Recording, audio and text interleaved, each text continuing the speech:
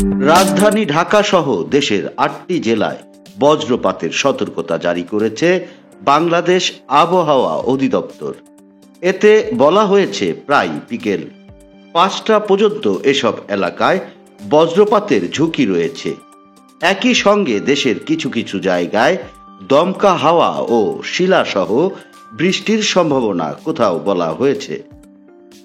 বৃহস্পতিবার ১ মে দুপুরে আবহাওয়া অধিদপ্তরের ঝড় সতর্কীকরণ কেন্দ্র থেকে প্রকাশিত বিজ্ঞপ্তিতে এসব জানানো হয়েছে।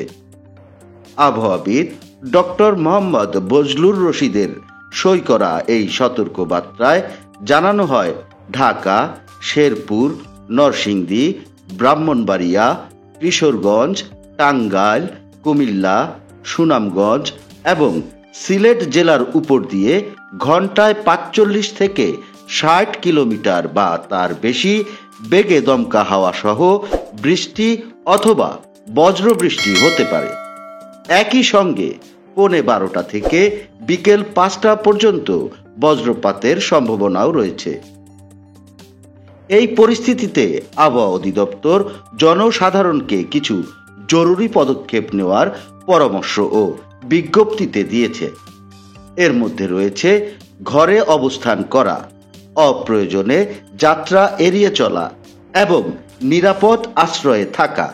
একই সঙ্গে গাছপালা ও বিদ্যুতের খুঁটি থেকে দূরে থাকার পাশাপাশি কংক্রিটের মেঝেতে শোয়া বা দেয়ালে হেলান দেওয়া থেকে বিরত থাকতে বলা হয়েছে।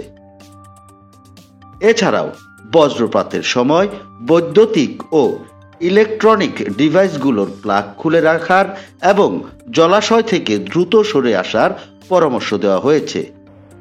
বিদ্যুৎ পরিবাহী যে কোনো বস্তু থেকে দূরে থাকার কথা উল্লেখ করা হয়েছে সতর্ক বার্তায়।